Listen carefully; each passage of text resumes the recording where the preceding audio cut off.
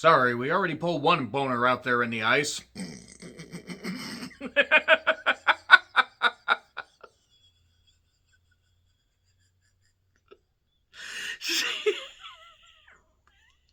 Ice boner, ladies and gentlemen. The 1950s were certainly a decade of whatever the fuck.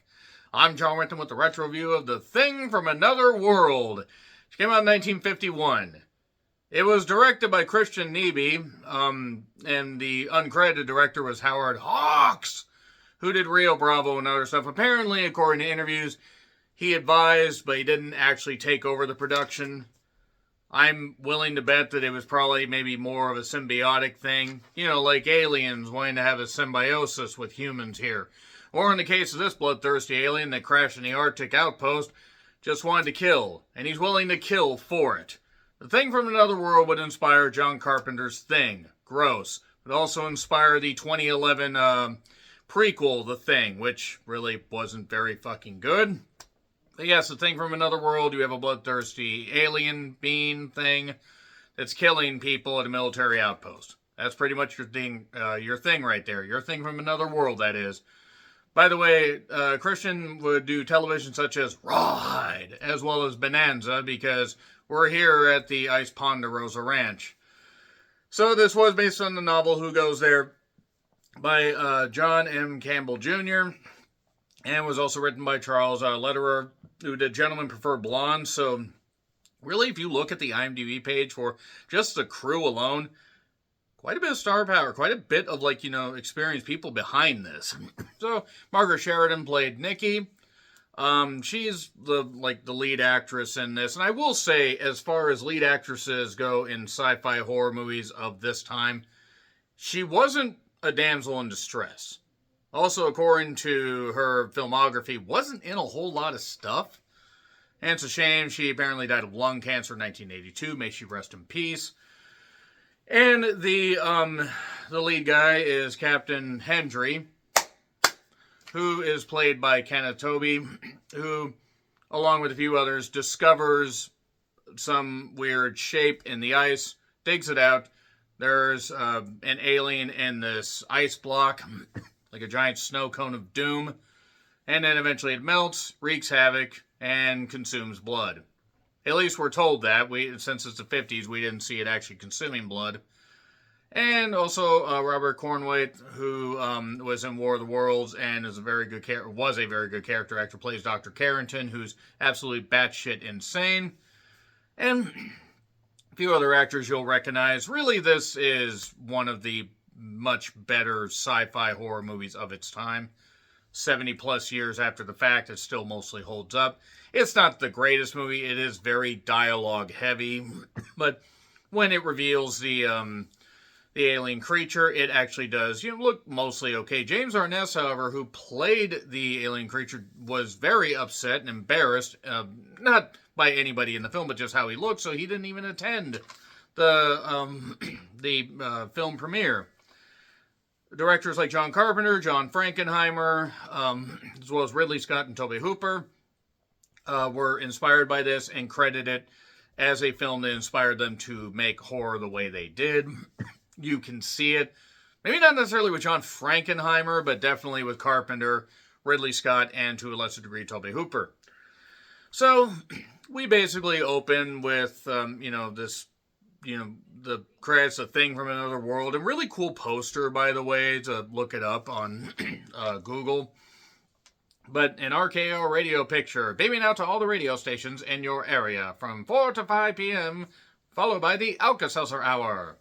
Nobody will understand that. I think pretty much anybody that will get those references are either 85 years old or dead. So, Anchorage, Alaska. Yeah, it would be tough to be out there, especially in an outpost. Actually, I don't believe this is Anchorage, because even in the 50s, I don't think Anchorage got this much goddamn snow. But there is a character named Lieutenant Dykes. Stop laughing, this is serious. And somebody later got a queer message. Stop laughing, this is serious. It's the 50s when words meant different things. But I'm sorry, I can't help but laugh because it's just funny, because I'm mature like that. Emphasis on closing the door, considering they are in the Arctic, allegedly, and, despite the fact these are bungalow homes, seemingly, and, they're retrofitted to keep out the cold. So basically, as long as you don't have to step outside at any point, you're fine. I do kind of think that we should have had the Bonanza theme, but we were years before Bonanza would happen.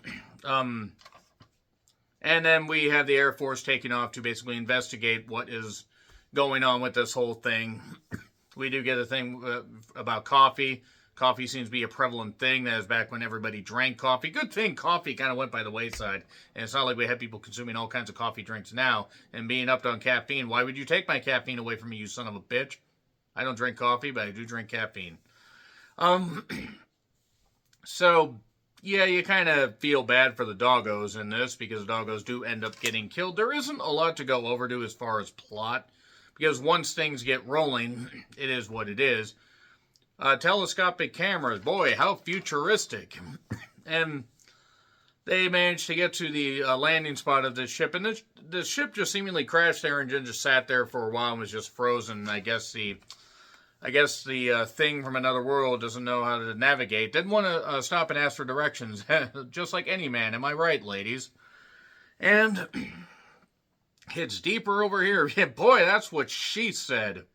And a million years of history awaiting in the ice. That's a good tagline, actually. And realistically, a lot of really good dialogue in this. But how are they going to get it out of the ice? They blow it up with dynamite, and the ice catches fire. Well, other things catch fire as well.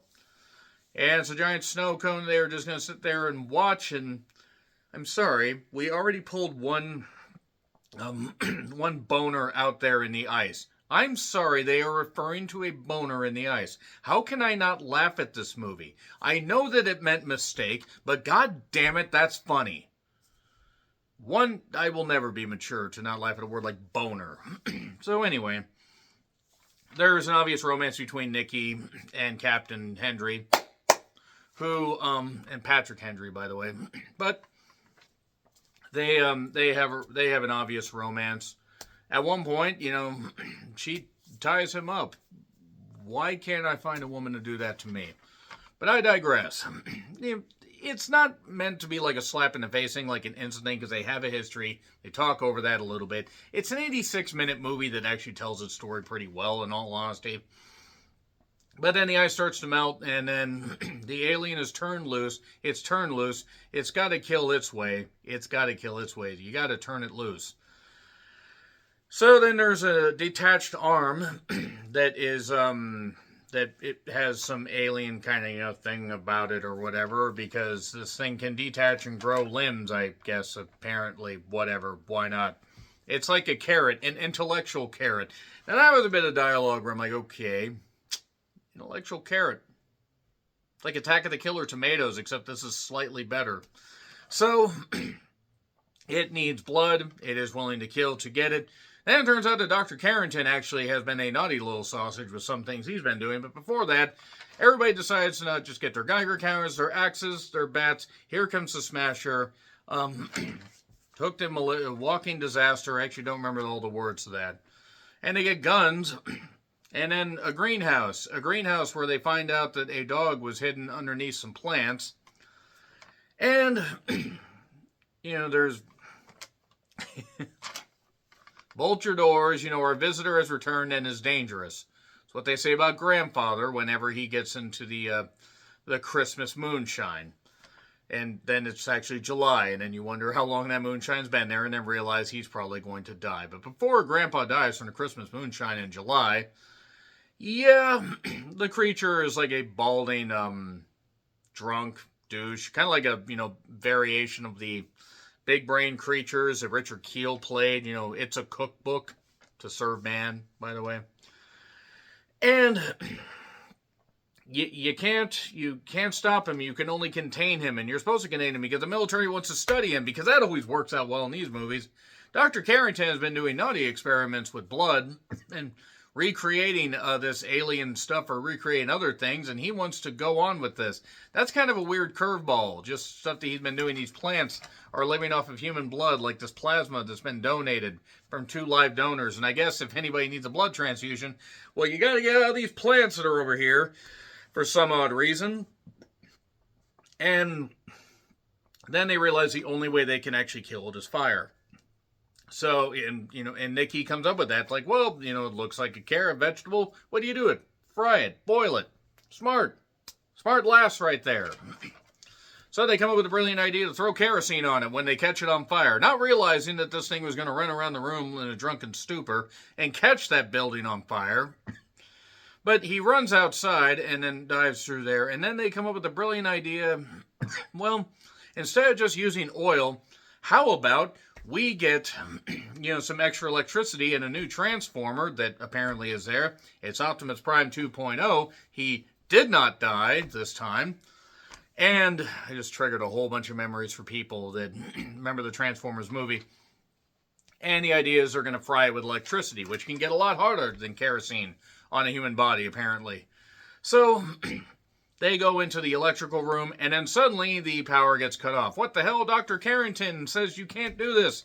And he has a gun, and he's like, you can't do this. But then he's blinded by the light and gets knocked around and then goes up to the alien and gets attacked with all his might and slaps him around. But he's got to be on this walkway thing.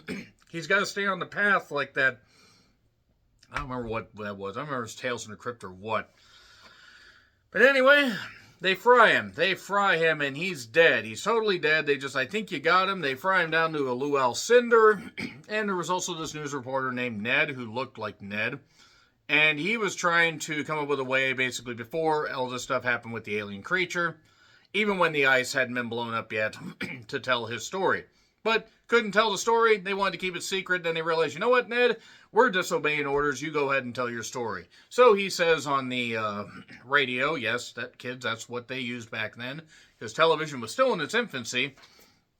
He says to everybody, watch the skies everywhere. Keep watching the skies. And that's it. Oh, and Nikki and Captain Hendry are seemingly together. So there you go. That is the Thing from Another World, recounting the plot and a few little details and everything, and it's fun still. I mean, fuck, my parents weren't even born by that point. My grandparents were in their 40s. But no, my grandpa was in his mid-40s, and my grandma was in her, late 30s. Good Lord. So that being said, that's The Thing from Another World. What do you guys think of it? Have you seen it? Do you know anything about this movie? What do you think? Agree, disagree with what I said? Like, share, subscribe, Twitter, Letterboxd, Blue Sky handles in the description. I'm John Ritlin, and until we discover an ice boner again, happy trails to you.